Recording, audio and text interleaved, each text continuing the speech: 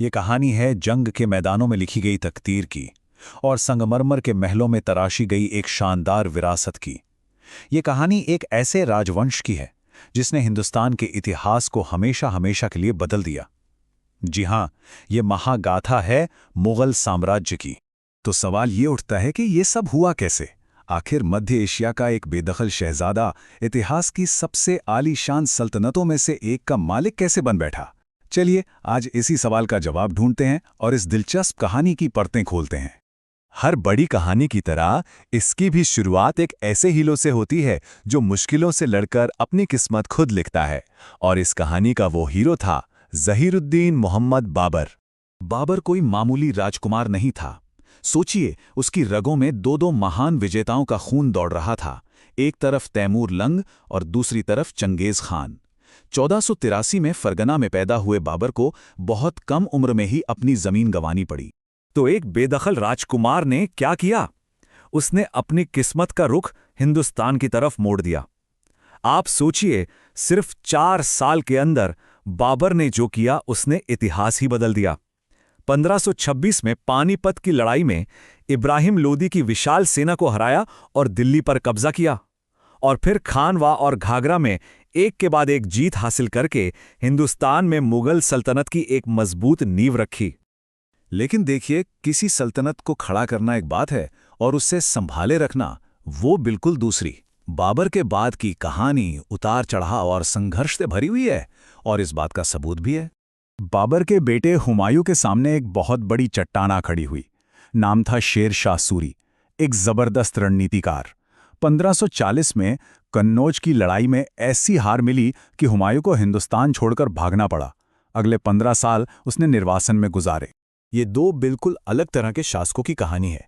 एक तरफ था हुमायूं का शुरुआती डावाडोल शासन, तो दूसरी तरफ था शेरशाह सूरी का बेहद कुशल राज, जिसने सिर्फ 5 सालों में ही एडमिनिस्ट्रेशन में कमाल कर दिया।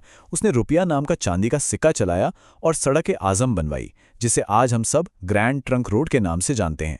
खैर, किस्मत ने हुमायूं को एक और मौका दिया। शेरशाह की मौत के बाद उसने 1555 में दिल्ली वापस जीत ली। लेकिन तकदीर को शायद कुछ और ही मंजूर था।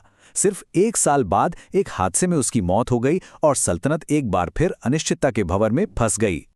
और यहीं से कहानी में एंट्री होती है एक ऐसे बादशाह की जो मुगल सल्तनत का कह सकते हैं सबसे चमकदार सितारा बनने वाला था। सिर्फ 14 साल का एक लड़का, जलालुद्दीन मोहम्मद अकबर। अकबर की असली ताकत उसकी दूर की सोच में थी। उसे एक बात बहुत साफ समझ में आ गई थी कि सिर्फ तलवार के जोर पर इतना बड़ा साम्राज्य नहीं चलाया जा सकता। उसे चलाने के लिए एक मजबूत सिस्टम की जरूरत होती है। तो उसने एक बड़ा ही अनोखा सिस्टम बनाया जिसे मनसबदारी सिस्टम कहा जाता है।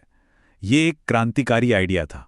मतलब हर अफसर को एक मनसब या रैंक दी जाती थी और उसी रैंक से उसकी सैलरी और उसकी फौजी जिम्मेदारियां तय होती थीं। इस एक सिस्टम ने साम्राज्य की ब्यूरोक्रेसी और सेना को एक ही धागे में पिरो दिया। तो अकबर के राज के पिलर्स क्या थे?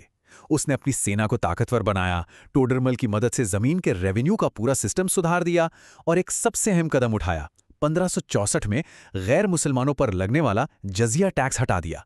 इतना ही नहीं, उसने राजपूतों के साथ रिश्ते बनाए और कूटनीति का एक नया अध्याय शुरू किया। अकबर ने एक मजबूत बुनियाद तो रख दी थी।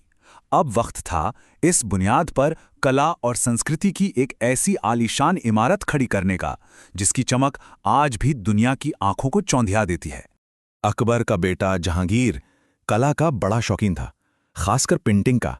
उसके दौर को मुगल मिनिएचर पेंटिंग का सुनहरा दौर माना जाता है। ये एक ही दौर की दो अलग अलग तस्वीरें हैं। एक तरफ जहांगीर के दरबार में उस्ताद मंसूर जैसे पेंटर कुदरत को कैनवस पर जिंदा कर रहे थे, तो दूसरी तरफ उसके बेटे शाहजहां ने अपनी कहानी पत्थरों पर लिखवाई। और शाहजहां के दौर को मुगल आर्किटेक्चर का गोल्डन एज कहा जाता है। शाहजहां ने दुनिया को वो इमारतें दी जो आज मुगल सल्तनत की पहचान हैं। दिल्ली का लाल किला, जामा मस्जिद और मोहब्बत की वो अमर निशानी, आगरा का ताजमहल। ये सिर्फ इमारतें नहीं हैं, ये एक पूरे युग की सोच और उसकी बेमिसाल खूबसूरती की कहानी कहती हैं।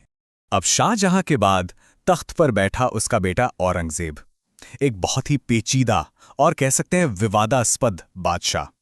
उसके दौर में साम्राज्य अपनी बुलंदी पर तो पहुंचा, लेकिन यहीं से इसकी ढलान भी शुरू हो गई। इसको ऐसे समझिए, अगर बाबर ने इस सल्तनत की नींव रखी, अकबर ने इसे मजबूत किया और फैलाया, तो औरंगजेब के वक्त में ये अपने सबसे बड़े आकार तक पहुंचा। मुगल साम्राज्य का झंडा लगभग पूरे भारतीय उपमहाद्वीप पर लहरा रहा था। लेकिन इस जबरदस्त फैलाव की एक बहुत बड़ी कीमत चुकानी पड़ी। दक्कन में सालों साल चली लंबी लड़ाइयों ने शाही खजाने को लगभग खाली कर दिया और पूरे साम्राज्य में बेचैनी की आग भड़का दी। और यहीं पर हमें नीतियों में एक बहुत बड़ा फर्क दिखाई देता है। याद कीजिए, अकबर ने 1564 में जजिया टैक्स हटाकर सबको जोड़ने की कोशिश की थी। वहीं औरंगजेब ने 1679 में इसे फिर से लागू कर दिया। इस एक फैसले ने साम्राज्य की गैर मुस्लिम आबादी को नाराज कर दिया और कई बगावतों को जन्म दिया। औरंगजेब की मौत के बाद साम्राज्य धीरे धीरे बिखरता चला गया, लेकिन उसकी विरासत वो आज भी जिंदा है। तो सवाल ये है कि आखिर 300 साल की इस लंबी कहानी ने हमें दिया क्या? उनकी विरासत हमारी रोजमर्रा की जिंदगी में आज भी मौजूद है। उनका बनाया एडमिनिस्ट्रेटिव सिस्टम, वो लाजवाब आर्किटेक्चर जिसका सबसे बड़ा सबूत ताजमहल है, मुगल पेंटिंग्स की वो नफासत जो आज भी हैरान करती है, हमारी तहजीब और हमारे खानपान में वो जायका जो आज भी उनकी कहानी सुनाता है। तो आखिर में सवाल यही रह जाता है, मुगलों की असली विरासत क्या है? क्या ये तलवार के दम पर जीती गई एक सल्तनत थी, या फिर कला और संस्कृति का एक सुनहरा दौर? शायद इसका जवाब इन दोनों के बीच ही कहीं छिपा है।